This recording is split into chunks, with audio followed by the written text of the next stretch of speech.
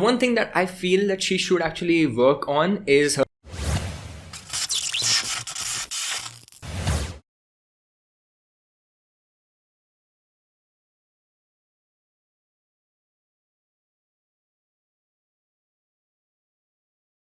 Alright, what's up guys, you're watching Zealocity, and in this video we're back again with a diet review.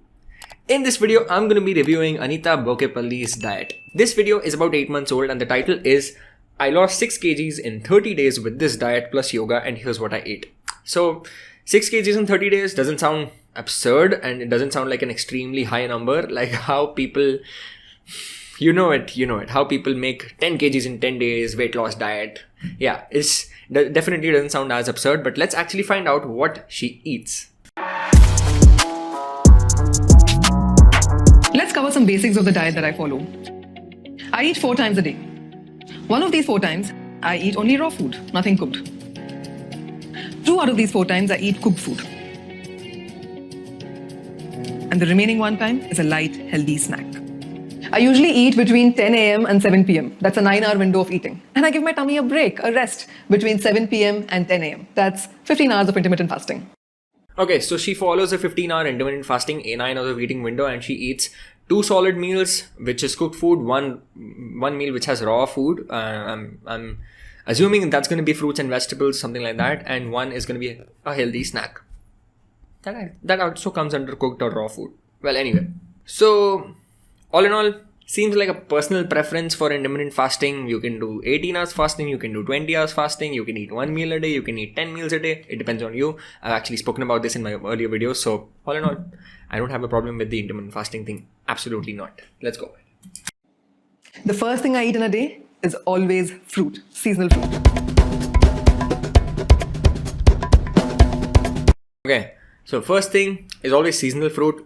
Nothing wrong with that. I have actually told this in a lot of my videos that you should actually eat fruit first thing in the morning as your source of carbohydrates. If you really want to have some carbohydrates in the morning, try not to go for the poha or upma, except if you do an intense workout first thing in the morning, or if you go for a cycling or a jog for an hour or so. Like if you consider yourself like a pro level athlete where you actually burn a lot of calories and you do a lot of intense physical activity, yeah, then you can actually eat more than 60, 70, 80 grams of carbohydrates in 1 meal. But if you're someone who does not do any activity or a workout in the morning, it's best to keep it light, and the carbohydrates keep it light. Consume a fruit or a mix of fruits, assorted fruits. That should be an ideal choice first thing in the morning as your source of carbohydrates, and pair it up with the goddamn protein. Yeah. I hope she's not going to talk about goddamn protein, because she is talking about the raw breakfast, in which I think she's emphasizing only on fruit, but let's see. These days, usually mango, lychee, or some melons. After thoroughly relishing my fruit, I usually give myself about 15 minutes for the fruit to settle down in the tummy before, having all of this good stuff. We have some soaked almonds, walnuts, pistachios, cashew nuts, and raisins. Half for my lovely husband Nikhil and half for me. I also have 1 date, a couple of spoonfuls of sprouts, and a spoonful of mixed roasted seeds. So I was chatting with a friend a couple of months ago, and I shared with her that this is what I eat first thing in the morning. And she was a little taken aback. She said, "So you eat only raw stuff for breakfast?" And that's when I realized that, yeah, all of this is raw. I mean, none of it is cooked food. It's not heavy, it doesn't make me feel sluggish, and it's packed with energy and nutrients and goodness, which is exactly what I need after 15 hours of intermittent fasting. Alright, so this sounds interesting because there's a lot of different kinds of sources, different foods which give you lots of nutrients, and guess what? The goddamn protein is actually taken care of, because she has spoken about almonds, walnuts, and a plate full of assorted nuts, and I'm sure she's having half of it, as she mentioned, and half of it is for her husband, if I'm not wrong, and she's having a bowl of sprouts. Guess what? The goddamn protein is actually taken care of. This seems like a very good breakfast, but it might be a little bit like undoable for a lot of people, I would say, because like a lot of people don't like sprouts. Even if you do, having that first thing in the morning might not be the best choice for everyone, but if you can do it, I don't see a problem. Why not?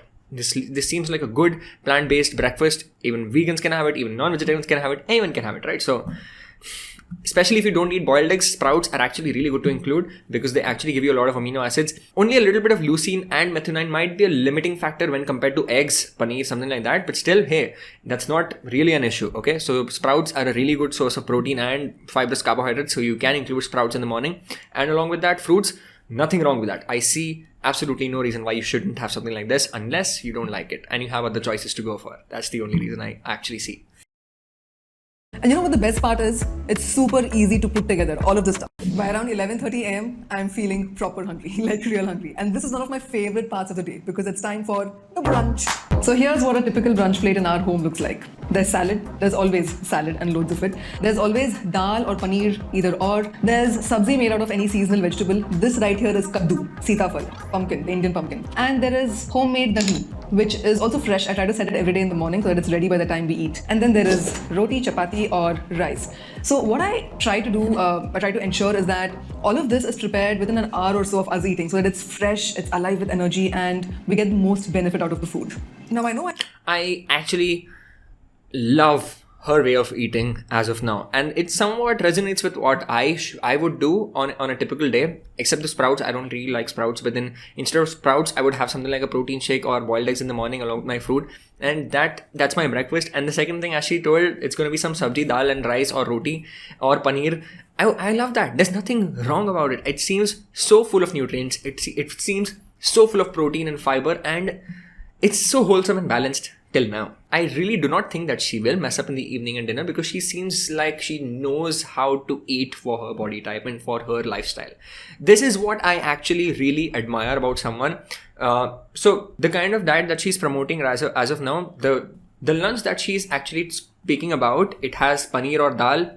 Okay, some protein going to be taken care of, and there's going to be curd, again a little more protein and probiotics coming from there, rice or roti for the carbohydrates, lots of salad for the vegetables, for the fiber, and a sabji again for extra fiber and extra micronutrients, vitamins, minerals. Looks like an all in all, it looks like a very balanced and wholesome meal. I really like the breakfast and lunch both, and I don't see a reason again why you shouldn't have something like this. It's 100% perfect. But the thing is, again, if you really want to follow something like this, I think the quantities need to be controlled as per your body type and as per your physical activity. Obviously, if you are more physically active, then you can eat 2 rotis, 3 rotis, and 4 rotis. Hell, you can even eat 5 rotis if you're really physically active. But if you are not, then you have to make sure that you are sticking somewhere between the 1 and 2 rotis. If you are also having dal, then that's going to be too much of a carbohydrate surplus in one meal. So you really need to be careful about that. Apart from that, I think it's pretty wholesome and really good in terms of the general outline that you get from the meal, like the source of lentils or paneer for the protein, and then curd, and then salad and the roti and rice. That's a best and actually really wholesome kind of an outline that she's put together. And by 4 p.m., it's snack time, baby. This is when I start to feel them hunger pangs again. And snacks are pre-prepared and stocked up so that I don't end up eating junk in that moment of bad decision making because I'm hungry. You know what I'm talking about. You've been there. So I like how she's actually spoken about keeping some healthy snack ready, because when you're really freaking hungry in the evening, and then you have these extreme kind of cravings where you really do not have any control over your brain and the cravings just take over. Like, you just go freaking insane. You just feel like ordering something from Swiggy, Zomato, where you order junk, or you go out and you end up making terrible choices where you have something like a samosa, kachori, chaat, pani puri, something which is not really the healthiest thing to consume as a snack. And usually what happens is in the evening time, you don't really need a snack. It's just your brain. It's just that we've been wired to eat something every 2 hours or 3 hours, right? It's just that it's become like a tradition that we really need to eat something in the evening. Or else, if you have a sufficient dinner and breakfast, you wouldn't really need to consume extra calories or extra nutrients just for a snack. And most of the times when people consume a snack, it's just overeating in that case. It's something that you don't really need, but you're still feeding your body that. Okay? And especially in the snack section, I would say that you really need to be mindful and you really need to keep an option handy and keep an option ready for you. And that's exactly what she's spoken about. And I actually admire that suggestion. So here's a list of easy to make healthy snacks that are pre-prepared and stocked up in my pantry. Roasted makhane are my favorite. So easy to make and also so crispy and so tasty. Roasted murmura, again, another one of my favorite. And the thing that I really like about these snacks is that it's so easy to batch prep and store them in your home. I usually make myself batches that last me for 2 weeks. Or sometimes my evening snack is as simple as coconut water and malai, or maybe even more fruit. Or my recent favorite, a glass of chilled desi cow milk with homemade thandai that my mom-in-law made. It is simply delicious. Dinner. I think this this is really good advice, okay? Like you keep makhana or roasted murmura ready at home, where you add some peanuts in there, and that's not a very high protein snack per se, but it's still definitely healthier than consuming some junk, some chips, some freaking pani puri, chaat, bhel puri or something like that. Bhel puri, I would say it's still better if you make it the healthy way. You can actually make bhel at home, minus the fried save, and you add lots of vegetables, peanuts, and you add in some masale, whatever you wish to. You add some freshly chopped dhania and everything, right? You can make it really healthy at home. But I'm talking about the store-bought ya fir chaat dukaan pe, when you have the pani puri or chaat or ragda or something like that, that's definitely going to be unhealthy, okay? So yeah, if you batch prep these things, something like roasted murmura, roasted makhana, you can also keep some sweet potato chips if you are really that keen, and if you really are that patient to make something like that at home, then yeah, that's going to be really healthy to consume. Like if you have air fryer, you can make air fried chips or air fried french fries or potato wedges or something like that, and that's still a much better choice than consuming store bought or chaat food, street food kind of snack things, okay?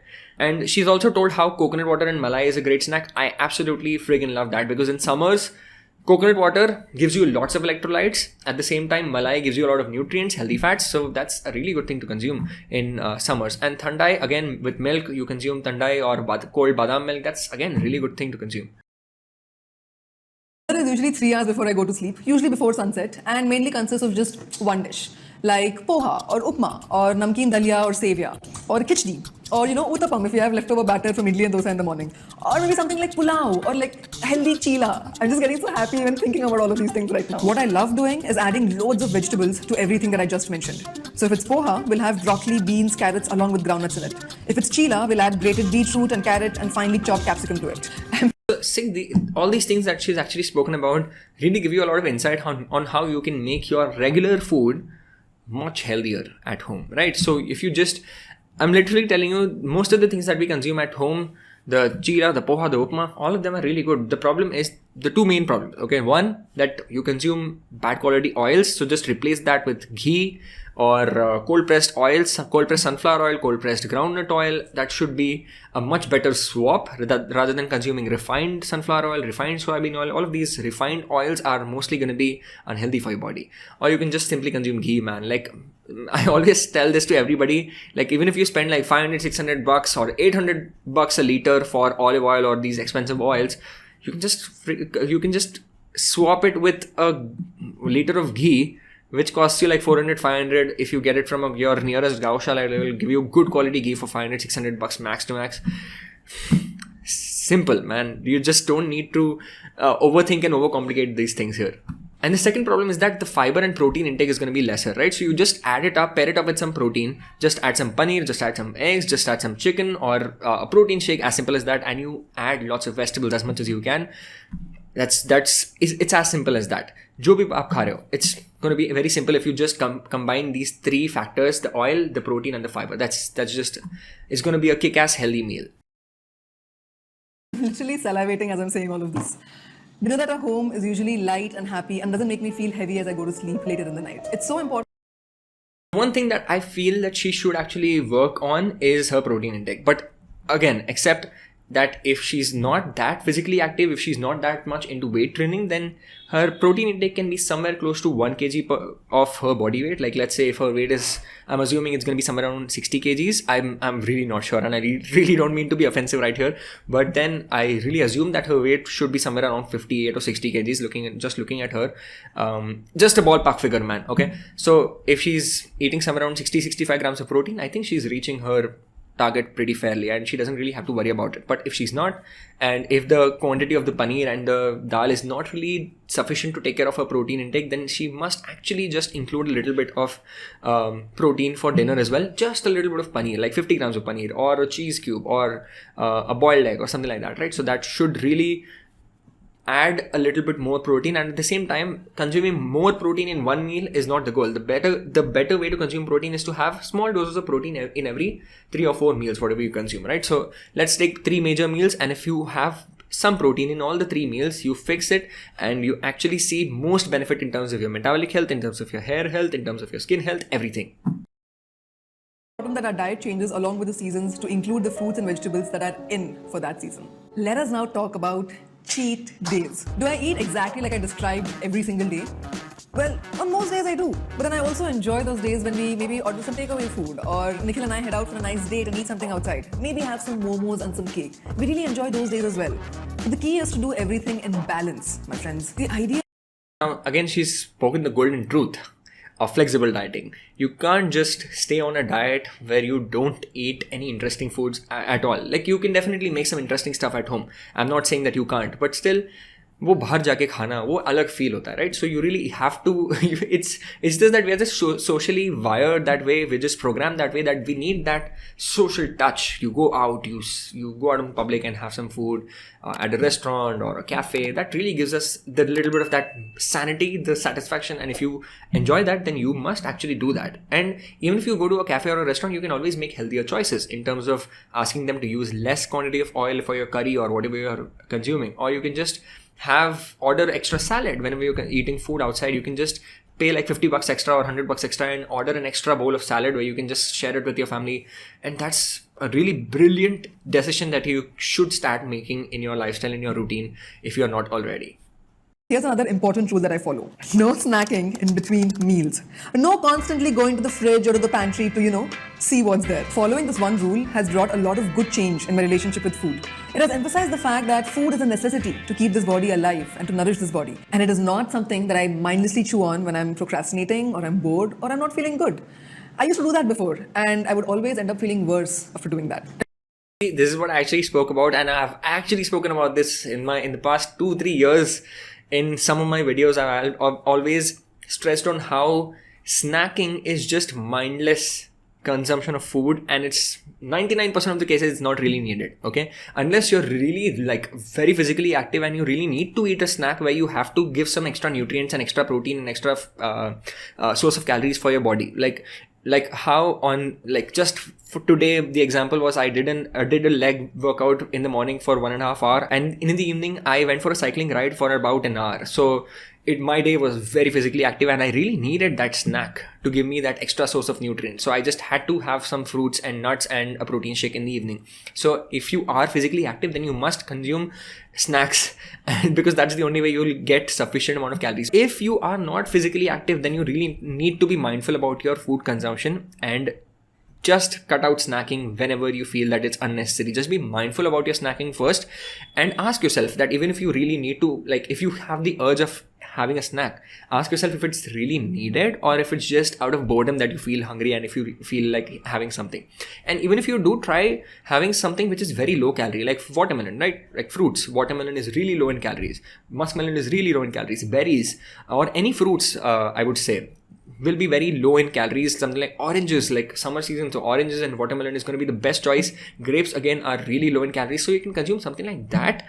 That's a better choice than consuming any other fried snack or any chips or biscuits, something like that. Okay, so just be mindful about your snacking, and it's really not necessary in most of the cases. So all in all, the way she's spoken about food, the things that she has actually shared, the kind of tips that she has shared in this video is really brilliant, and I actually commend her for making this video because I'm actually glad that so many people, 3.3 million people have watched this video, and even if half of them have started being more mindful about their food choices, I think she's done a great job there, okay? But it's important to note that it's not the exact quantities, and she's not spoken about the quantities, right? So it's not that everything will be perfect for you, and I'm very sure that there might be people who cannot consume paneer. I'm sure that there might be people who feel like they can't have roti, and if they have roti, they have problems, right? So IBS ke issues hote, gut related issues jo bhi hai. So in these cases, you really need to be mindful about your food choices. Obviously, this is not a one size fits all kind of a diet plan, but all in all, the general idea of a diet plan that she has spoken about, I like it, and I really like the concept of being mindful about overall food consumption and having good foods, home cooked foods, and not having too much of processed stuff. This is something which I actually like, and this seems like a good diet all in all. Alright, so that's it for the end of this video. If you like this video, then you know what to do. Hit the like button, share this video with your friends, family members, and in your WhatsApp groups. I would be really grateful if you can share this video with as many people as you can. Really grateful. Chota sa pyar ka token for me. I would be so... I will be speechless. It would mean a lot to me, really. And this is my Instagram. You can check out my Instagram for my daily updates, or you can actually DM me on Instagram to join my transformation programs or take my video consultation. You can also email me, which is in the description below. My email is there. You can send me an email. I would love to help you out. And if you have not subscribed to my channel already, you must really do it. I would again be very happy for that as well. And hit the bell icon. Whenever I post videos, you will be notified for more interesting and helpful updates and videos coming on my channel really soon. So stay tuned, and I will be coming back with more informative content for you.